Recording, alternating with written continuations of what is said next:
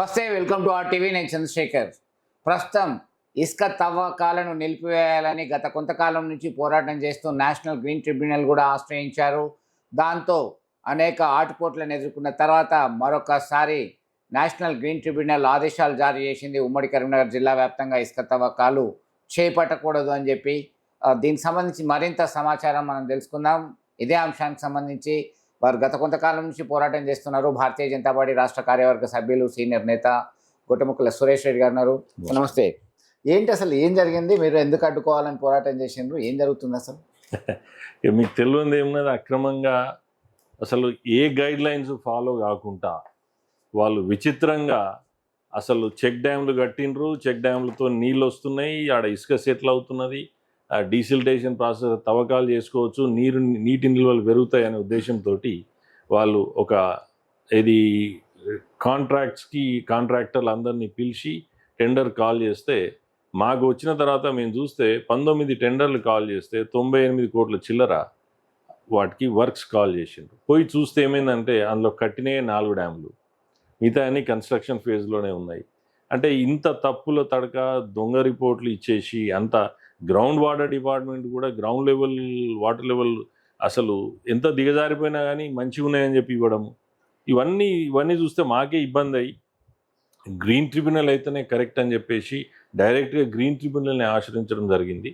So అక్కడ ఉన్న పరిస్థితుల్లో ఏంటంటే ఏ గైడ్ లైన్స్, అసలు మైనింగ్ గైడ్ లైన్స్ కాదు, శాండ్ మైనింగ్ గైడ్ లైన్స్ కాదు, ఎన్విరాన్మెంటల్ గైడ్ లైన్స్ కాదు, ఏది ఫాలో కాకుండా ఏదో ఒక వృత్తి పనులకు, అంటే చేతి వృత్తులకు సంబంధించి, కుల వృత్తులకు సంబంధించి ఎగ్జామ్షన్స్ను సాకు చూపెడుతూ ఎవరైనా ఇసుక తీసుకోవచ్చు అనే ఒక కోణంలో మొత్తం అసలు 98 కోట్లకు ఇచ్చినటువంటి టెండర్ని దాదాపు మాకు తెలిసేదే 1200 కోట్ల ఇసుకను ఓన్లీ ఉట్టి పెద్దపల్లి కాన్స్టెన్సీ నుంచే పోయినట్టు మాకున్న సమాచారం. మేము కూడా అన్ని కలెక్ట్ చేసినాము. మా దగ్గర ఉన్న నెంబర్స్ ప్రకారం కూడా వాళ్ళ సైట్ల నుంచే వాళ్ళు ఇచ్చిన దాని ప్రకారం కూడా భయంకరమైనటువంటి అవకతవకలు జరిగినాయి. మీరు గత ఎంతకాలం నుంచి పోరాటం చేస్తున్నారు? గ్రామస్తులు సైతం ధర్నా చేశారు. మా ఊరికి ఇసుక లారీలు, ట్రాక్టర్లు రావద్దని ఆందోళన చేశారు. అంటే ప్రధానంగా నీటి వనరులను రక్షించడానికి, అలాగే పర్యావరణాన్ని రక్షించడానికి, అక్రమాలను అడ్డుకోవడానికి చేశారు. మేము స్టార్ట్ చేసింది, మా కేసు రిజిస్టర్ అయింది 2022 సెప్టెంబర్లో. అంతకంటే ముందు కూడా ఒక 2-3 నెలలు మేము దాన్ని స్టడీ చేసి, హోంవర్క్ చేసినాక మాకు అక్కడ ఉన్నటువంటి రైతులతోటి, తర్వాత ఆ గ్రామ ప్రజల నుంచి వచ్చిన అంటే అనేకమైనటువంటి అంశాలు, ఒకటేమో సాగునీరు, ఒకటేమో తాగునీరు, తర్వాత ఈ పొల్యూషన్, యాక్సిడెంట్లు కావడం, అంటే ఇప్పుడు ఆ రోడ్లు ఖరాబ్ కావడం, రోడ్లతోటి కాళ్ళు చేతులు ఇరగడం, ప్రాణహాని జరగడం, ఇటువంటి అన్ని చాలా అంశాలు దీనికి ముడిపడి ఉన్నాయి. కాబట్టి మేము ఖచ్చితంగా వాళ్ళను దృష్టిలో పెట్టుకొని, ప్లస్ ఈ ఎన్విరాన్మెంట్ని కూడా ప్రొటెక్ట్ చేయడము, ఈ మానేరు పరివాహక ప్రాంతాన్ని కూడా ప్రొటెక్ట్ చేయాలి. ఇది మనకు ఏదో మనం కన్స్ట్రక్ట్ చేసుకుంటే చెరువు కుంటనో లెక్క కాదు. కాబట్టి ఇది న్యాచురల్గా రిసోర్స్ కాబట్టి మనం దీన్ని ప్రొటెక్ట్ చేయాలి. ప్లస్ ఈ ప్రాంత ప్రజల్ని కూడా సాగునీరు, ఎందుకంటే వ్యవసాయ ఆధారిత ప్రాంతం, ఇవన్నీ కూడా దృష్టిలో పెట్టుకునే మేము పోరాటం చేయడం జరిగింది. మైనింగ్ డిపార్ట్మెంట్ ఉంది, శాండ్ లెవెల్ కమిటీ ఉంది, అయినప్పటికీ కూడా వాళ్ళు వయలేట్ చేశారా? వయలేట్ చేయడానికి ప్రధానమైనటువంటి కారణం గత ప్రభుత్వమే, ఆ పెద్దలు అని చెప్పి అనుకోవచ్చు. అంటే వాస్తవం మీకు కనబడుతుంది కదా. ఇప్పుడు మేము ఇప్పుడు చెప్పాల్సింది ఏమున్నది, ఇప్పుడు వాళ్ళు ఒక sand mining guide lines follow కాలేదు, ఎన్విరాన్మెంట్ క్లియరెన్స్ లేదు, తర్వాత వాళ్ళు ఏదో ఒక సాగు చూపెట్టేసి వృత్తి పనులకు కదా మీరు చిన్న ట్రాక్టర్ ఒక ఎడ్ల బండిలో తీసుకుపోవాల్సినటువంటి పరిస్థితి నుంచి మీరు 16 టైర్ 10 టైర్ లారీలు, కొన్ని వందల కొద్ది లారీలు రోజు పోతుంటే, ఇది వాళ్ళకు ఏమన్నా అడిగితే పోలీసు వాళ్ళు కూడా దగ్గరుండి మరీ లారీలను పంపించిండ్రు. గత ప్రభుత్వంలో ఉన్నటువంటి అధికారులు, నాయకులే కదా చేసింది. మా దగ్గర చూస్తే అప్పుడు ఉన్నటువంటి ఎమ్మెల్యే, అప్పుడు ప్రతిపక్షంలో ఉన్నటువంటి మాజీ ఎమ్మెల్యేలు వీళ్ళే దొంగ నాటకం ఆడి నాలుక జీర్తామని, తొడగొడతామని చెప్పి, జెండకాడికి రమ్మని చెప్పి, గుళ్ళలో వచ్చి తడిబట్టలతో రమ్మని చేసి వివిధ కోణాల నుంచి చేసినటువంటి ఉట్టి దొంగ నాటకం తప్పితే, నిజంగా చిత్తశుద్ధి ఉంటే వాళ్ళు చేయాల్సింది వేరు కదా. వాళ్ళు ఏమైనా కేసు ఫైల్ చేసిండ్రా? వాళ్ళు ఏమైనా అధికారులతో కొట్లాడినరా? వాళ్ళు కేవలం ఇక్కడ ఉన్నాడు నువ్వు దొంగ అంటే నువ్వు దొంగ అనుకున్నారు తప్పితే చిత్తశుద్ధం చేస్తే మీరు మీరు కనబడుతుంది కదా, మీరు ఆ డీడ్ స్పీక్స్ అవుట్ లౌడ్ అన్నట్టు మీరు చేసే పనే కదా మీకు చెప్తుంది. వేడే చేసినారు వీళ్ళు ఏం చేయకుండా. కాబట్టి అధికారులు లోకల్ నాయకులు మంచి అలవాటు పడ్డారు, డబ్బుకు అలవాటు. మీకు చెప్పిన కదా ఇంతకుముందు 1200 కోట్ల ఇసుక ఉట్టి పెద్దపల్లి కాన్స్టిట్యున్సీ నుంచే పోయింది అని చెప్తే రోజుకు 4 కోట్ల ఇసుక ఒక సంవత్సరంలో 65 రోజులు మీరు 365 డేస్లో మీరు 300 రోజులు కౌంట్ చేసిన 3 1200 కోట్ల ఇసుక మా దగ్గర నుంచే పోయిందంటే ఇంకా మీరు ఊహించండి. అందులో ఇంకా దానిపైన ఇంకా ఇల్లీగల్గా వాళ్ళు ఆ లిమిట్స్ని క్రాస్ చేసి అంటే ఇప్పుడు అందులో వే బిల్స్ కూడా 10కి ఇచ్చి 100 లారీలు తీసుకుపోతుంటే అన్ని దొంగ ఎన్ని పోయినాయి మీరు చూసుకోండి. మీరు మరి రాష్ట్ర ప్రభుత్వానికి ఏమైనా ఆదాయం వస్తుందా అంటే వాళ్ళు టెండర్ కాల్ చేసింది మొత్తం 19 రీచ్లకు 98 కోట్లేనాయి, పోయింది 1200 కోట్లు. అట్లా మీరు సామాన్యులు యువత మా దగ్గర ట్రాక్టర్లలో తీసుకుపోయి ప్రైవేట్ ఫైనాన్స్ తీసుకుపోయి వాళ్ళ ఉపాధి కోసం ఉద్యోగాలు లేకుండా వాళ్ళు దాని మీద బతుకుతుంటే వాళ్ళని తీసుకుపోయి పోలీస్ స్టేషన్లో పెట్టి వాళ్ళ బండ్లు పోలీస్ స్టేషన్లో పెట్టి 5,000 10,000 ఫైన్ వేసి ట్రాక్టర్లను సీజ్ చేసిండ్రు. కానీ ఈ ఇల్లీగల్గా కొన్ని 100 టన్నుల అటువంటి ఇసుక పెద్ద పెద్ద లారీలో పోతే చెయ్యనటువంటి వాళ్ళు వీళ్ళని ఇబ్బంది పెడితే ఏమొస్తుంది? కాబట్టి పూర్తిగా ఇది అక్రమంగా నాయకులు అధికారంలో ఉన్నటువంటి ప్రభుత్వమే అనొచ్చు, నాయకులే అనొచ్చు, వీళ్ళు అందరు అండదండలతోనే నడిచిన వ్యవస్థ ఇది. అంటే లేటెస్ట్గా ఎన్జిటి ఇచ్చినటువంటి తీర్పు ఏంది, ఆ ట్రిబ్యునల్ ఇచ్చినటువంటి గైడ్ లైన్స్ ఏంది? గ్రీన్ ట్రిబ్యునల్ ఏమి ఇచ్చిందంటే ఇప్పటి వరకు జరిగినటువంటి వాదోపవాదాలు విన్న తర్వాత పెద్దపల్లి ఫస్ట్ వేసింది నేను, మానేరు పరిరక్షణ సమితి, నేను, కరుణాకర్ రెడ్డి గారు, ఇంకో సదాశివరెడ్డి అని ముగ్గురము. మేము వేసిన తర్వాత ఇటు కరీంనగర్ తర్వాత భూపాలపల్లి వాళ్ళు కూడా ఫాలో అయ్యారు. అయితే కామన్ జడ్జిమెంట్ ఏంటంటే ఇప్పటి వరకు వాళ్ళు ఈ వాదోపవాదాలు విన్న తర్వాత ఈ డీసిల్టేషన్ ప్రాసెస్ కూడా ఎన్విరాన్మెంటల్ క్లియరెన్స్ అనేది కంపల్సరీ. ఎన్విరాన్మెంటల్ క్లియరెన్స్ లేకపోతే మీరు ఇసుక తవ్వకాలు చేయరాదు. ఇప్పటి వరకు మీరు చేసి పర్యావరణానికి నష్టం చేకూర్చుండ్రు, ధ్వంసం చేసిండ్రు. కాబట్టి దానికి మీరు సెప్టెంబర్ వరకు ఈ irrigation department, mines and geology department సంబంధించి ఈ 2 డిపార్ట్మెంట్లకు 25 కోట్లు 50 కోట్లు మీరు 3 నెలల లోపల చెల్లించాలనేది ఇచ్చిండ్రు. అది కూడా మళ్ళా ఈ ఇచ్చినటువంటి ఏది కూడా తవ్వకాలని ఇమీడియట్గా బంద్ చేయాలి అని తర్వాత చీఫ్ సెక్రటరీ గారికి కూడా ఆదేశం ఏంటంటే మీరు అన్ని జిల్లా కలెక్టర్లకు సర్క్యులర్ ఇష్యూ చేయాలి ఇమీడియట్గా, ఎఫెక్టివ్ ఆ ఆర్డర్ వచ్చిన రోజు నుంచి మొత్తం అన్నీ బంద్ చేయాలనేది క్లియర్గా ఇచ్చిండ్రు. ఏదన్నా అవకతవకలు జరిగి ఈ గైడ్లైన్స్ కూడా ఫాలో కాకుండా ఆర్డర్ను కూడా బేఖాతరు చేస్తే కాంటెంప్ట్ కింద క్రిమినల్ అఫెన్స్ కూడా ఉంటుందని చెప్పిండ్రు.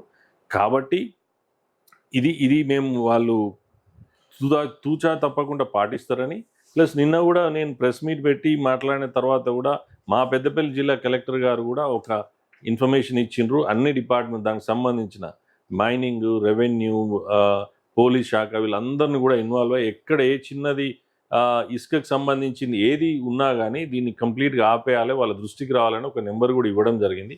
కాబట్టి మేము ఆశాభావంగానే ఉన్నాం, ఏంటంటే ఆశ వ్యక్తం చేస్తున్నాం ఇది ఖచ్చితంగా వాళ్ళు ఫాలో అవుతారని. ప్లస్ ఈ ఎన్జిటి గైడ్లైన్స్ ఇప్పుడు ఏదైతే ఇచ్చినటువంటి ఆర్డర్స్ కూడా మేము పూర్తి స్థాయిలో స్వాగతిస్తున్నాం. ఇదంతా ఈ తాత్కాలికమైన ఫైనే. ఇది మళ్ళా ఎన్విరాన్మెంటల్ కంట్రోల్ బోర్డు తర్వాత మినిస్ట్రీ ఆఫ్ ఎన్విరాన్మెంటల్ కంట్రోల్ సంబంధించిన వాళ్ళు కూడా వచ్చి ఎక్స్టెన్సివ్గా దీన్ని వాళ్ళు అసెస్ చేసి ఇంకా నష్టం ఏం జరిగింది, ఎంత విధ్వంసం జరిగింది, ఎంత ఇబ్బందికరమైన పరిస్థితి ఉందో దాన్ని బట్టి అంచనా వేసి కూడా ఫైన్ వేస్తారా, లేకపోతే వీళ్ళు పాటిస్తారా, పాటించకపోతే ఇంకేముంటుంది అనేది కూడా ఈ సెప్టెంబర్లో హియరింగ్కి మళ్ళీ రావాలి. ఈ కంప్లైన్స్ కూడా ఫాలో అవుతున్నా లేదా కూడా మేము అబ్జర్వ్ చేస్తామని కూడా చెప్పడం జరిగింది. సో రైట్, అవసరాలకి సరిపోయేటువంటి ఇసుక డెవలప్మెంట్ వర్క్స్, వెల్ఫేర్ వర్క్స్ ఆగిపోతున్నాయి మీరు ఆందోళన చేయడం వల్ల, నేషనల్ గ్రీన్ ట్రిబ్యునల్కి వేయడం వల్ల అని చెప్పేసి గవర్నమెంట్ తరపు నుంచి వాదనలు వినిపించాయి గతంలో. ఇప్పుడు కూడా అదే పరిస్థితి ఉండే అవకాశాలు ఉందా? ఉమ్మడి కరీంనగర్ జిల్లా వ్యాప్తంగా మీ నోటీస్లో ఎన్ని శాండరీస్ ఉన్నాయి? ఉమ్మడి కరీంనగర్ జిల్లాలో మాకు తెలిసి దాదాపు 50 పైనే ఉంటాయి. ఎందుకంటే ఇప్పుడు మా పెద్దపల్లి జిల్లాకే దాదాపు 23 వాటి కింద 19 శాంక్షన్ చేయడం జరిగింది. తక్కువ ఎంత లేదన్నా కానీ 23, 24 ఇసుక రీచ్లు మాత్రం ఉంటాయి. అందులో నేను చెప్పడం ఏంటంటే ఇప్పుడు డెవలప్మెంట్ వర్క్స్ అన్నారు. డెవలప్మెంట్ వర్క్స్ ఏం జరుగుతున్నాయండి? ఇప్పుడు మేము ఇప్పుడు కూడా Such as వాళ్ళే చెప్తున్నారు ఇది మొన్నటిదాకా డబుల్ బెడ్రూమ్ అన్నారు, చెక్ డ్యామ్స్ అన్నారు. అదే చెప్తున్నాను. అదే చెప్తున్నాను. ఇప్పుడు మీరు డబుల్ బెడ్రూమ్ మా దగ్గర అయితే కన్స్ట్రక్షన్ ఎంతవరకు అయింది, అది అయింది. ఇప్పుడు అయినాయి కూడా ఒక స్టేజ్కి అయిపోయినాయి. ఇప్పుడు ఇసుక అవసరం ఉండాల్సిన అవసరం లేదు. అయితే వీళ్ళు ఏం చెప్తున్నారంటే ఆ సాగు చూపెట్టి హైదరాబాద్ పోతున్నది, నిజామాబాద్ పోతున్నాయి, ఇంకెక్కడెక్కడో తరలిస్తున్నారు తప్పితే నిజంగా మీరు అన్నట్టు లోకల్ అథారిటీస్ మట్టి కానీ, చెరువుల మట్టి కానీ, ఇసుక కానీ ఎప్పుడు వాళ్ళకి అవసరం ఉంటే వాళ్ళకు తీసుకొని పోతున్నారు. ఇందులో ఇంకొకటి కూడా పాయింట్ నోటీస్ చేయాల్సింది ఏంటంటే, మీరు కూడా ఒక దృష్టికి తీసుకుపోవాల్సిన ఇది మన ఆఫీసర్స్ దృష్టికి తీసుకుపోవాల్సింది ఏంటంటే, కాంట్రాక్టర్ ఉంటాడు. కాంట్రాక్టర్కి చెక్ డ్యామ్ కాంట్రాక్ట్ వచ్చింది. ఆ చెక్ డ్యామ్ కాంట్రాక్టర్కి వాళ్ళు ఇచ్చేటప్పుడు ఏం చేస్తారంటే శాండ్ ప్రైస్ కూడా ఇంక్లూడ్ చేసి ఇస్తారు. కానీ వీళ్ళు ఏం చేస్తారు, అక్కడ శాండే తీసుకుంటున్నారు, శాండ్కి పే చేయట్లేదు. వీళ్ళకు ఆ రీచ్లో దానికి సంబంధించి చెక్ డ్యామ్ కట్టే వాళ్ళు అక్కడ ఇసుకనే తీసుకుంటున్నారు, వాళ్ళకి ఏం పే చేస్తలేరు. కానీ అందులో మాత్రం ఇచ్చిన కాంట్రాక్ట్ వాల్యూలో మాత్రం శాండ్ ప్రైస్ కూడా ఉంది, వాళ్ళు కట్టట్లేదు. ఇది కూడా ఒక స్కామ్ జరుగుతున్నది. కాబట్టి నేను ఏమంటున్నా అంటే వాళ్ళు నిజంగానే చెక్ డ్యామ్ కట్టదలుచుకుంటే అక్కడ ఇసుక వాళ్ళు వాడుకోవచ్చు, ఎవడు ఆపుతలేరు కదా. ఇప్పుడు డబుల్ బెడ్రూమ్ ఉంది, డబుల్ బెడ్రూమ్ వాడుకుంటున్నారు. ఇప్పుడు కూడా డబుల్ బెడ్రూమ్ కన్స్ట్రక్షన్ లేదు. మేము కూడా అప్పుడప్పుడు లారీలు చూస్తున్నాం ముందట, రోడ్లు, బిల్డింగ్లు, ప్రభుత్వ పనులు అని చెప్పేసి తీసుకున్నారు. ఏం జరుగుతున్నాయి మాకైతే అర్థం అవ్వట్లేదు. కాబట్టి ఇదంతా ఒక స్కాము. వాళ్ళు నిజంగానే చిత్తశుద్ధం చేస్తే ఎవరు ఆపుతారండి? ఇప్పుడు రోడ్ ఖరాబ్ అయింది, రోడ్ వేస్తా అంటే ఎవరు వద్దంటారు? అది అందరికి ఉపయోగపడేదే కదా. ఇప్పుడు బిల్డింగ్ ఉంది, ఎవరు దానికి అవసరం ఉన్నది ఇప్పుడు లోకల్లో అవసరం ఉన్నటువంటి తీసుకొస్తుంటే ఎవరు వద్దంటారు? ఇప్పుడు చెక్ డ్యామ్ గురించి నేను చెప్పినాను. చెక్ డ్యామ్కి ఎక్కడో పోవాల్సిన అవసరం లేదు కదా, అక్కడే ఉంటుంది కదా ఇసుక, వాళ్ళు వాడుకోవచ్చు. అది ఎవరు ఆబ్జెక్ట్ చేస్తారు? ఇప్పుడు సరైన నిజంగా చిత్తశుద్ధితోటి ఆ ప్రాంత అభివృద్ధి కోసము, ఆ ప్రాంత ప్రజల కోసం, ఉపయోగాల కోసం వాడితే ఎవరూ కాదన్నారు. దానికి ఎవరైనా అంత బుద్ధి తక్కువ వాళ్ళు ఎవరు ఉంటారు చెప్పండి? ఎట్లా చూస్తారు ఈ ఎన్జిటి ఇచ్చినటువంటి జడ్జ్మెంట్ని? మేము పూర్తి స్థాయిలో స్వాగతిస్తున్నాం దీన్ని. ఇది ఇంకా ఇంట్రిమ్ ఆర్డర్సే, ఇంట్రిమ్ పెనాల్టీ అన్నారు దీన్ని తాత్కాలికంగా. కాబట్టి మేము కూడా ఇంకొకటి పాయింట్ మేము సీరియస్గా ఆలోచన ఏం చేస్తున్నామంటే, ఈ వివిధ డిపార్ట్మెంట్లు ఇన్వాల్వ్ అయితే డిస్ట్రిక్ట్ లెవెల్ శాండ్ కమిటీలో revenue department, mining department, ground water department, ఈ పోలీస్ డిపార్ట్మెంటు, ఈ అడ్మినిస్ట్రేటివ్ అన్ని డిపార్ట్మెంట్లు కలిసి దీనికి కలెక్టర్ చైర్మన్గా ఉంటారు. వాళ్ళ ద్వారా జరిగినటువంటి తప్పుడు రిపోర్ట్స్ కానీ, అవకతవకలు కానీ ఏం జరిగినాయో వాళ్ళు ఎవరైతే వాళ్ళని కూడా బాధ్యులు చేయాలి. ఇది పబ్లిక్ మనీ, ఇది పర్సనల్గా ఎవరో ప్రైవేట్ పని కాదు. కాబట్టి వాళ్ళు ఆదేశిస్తేనే ఇది జరుగుతున్నది. కాబట్టి వాళ్ళను కూడా బాధ్యత చేస్తే రేపు ఇటువంటి జరగకుండా చూస్తారు. అకౌంటబిలిటీ, రెస్పాన్సిబిలిటీ అనేది అవసరం. ఇప్పుడు కూడా మా దగ్గర మట్టి కూడా భయంకరమైనటువంటి ఉంది. ఇప్పుడు కలెక్టర్ గారు ఇచ్చిన దాంట్లో అన్నీ ఉన్నాయి అందులో. కాబట్టి తూచా తప్పకుండా అందరు ఫాలో కావాల్సిందే. అదేమన్నా అవకతవకలు అయితే మా దృష్టికి వస్తే మేము ఎన్జిటికి తీసుకెళ్తాం, అడ్వకేట్ తీసుకెళ్తాం, కలెక్టర్ గారి దృష్టికి కూడా తీసుకెళ్తాం. మేమందరం పూర్తి స్థాయిలో స్వాగతిస్తున్నాం. Thank you. సో మొత్తం మీద విధ్వంసం సృష్టిస్తున్నారు. అనేక చట్టాలు ఉన్నాయి పర్యావరణాన్ని కాపాడడానికి. ఇసుక రీచ్ నుంచి ప్రతిరోజు వేలాది లారీలను హైదరాబాద్ లాంటి ప్రాంతాలకి తరలిస్తూ అక్రమార్జనకు పాల్పడుతున్నారు. వాళ్ళందరికీ కూడా ఒక గుణపాఠం లాంటిది, ఒక చెక్ పెట్టేటువంటి ఆర్డర్, ఇంట్రిమ్ ఆర్డర్, మధ్యంతర ఉత్తర్వులు జారీ చేయడం జరిగింది.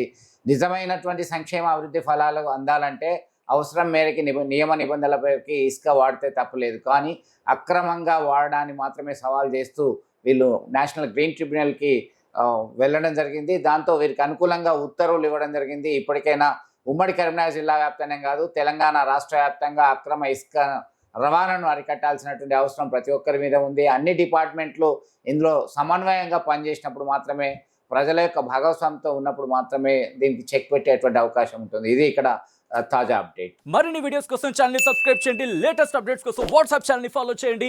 అండ్ లింక్ డిస్క్రిప్షన్ లో ఉంది.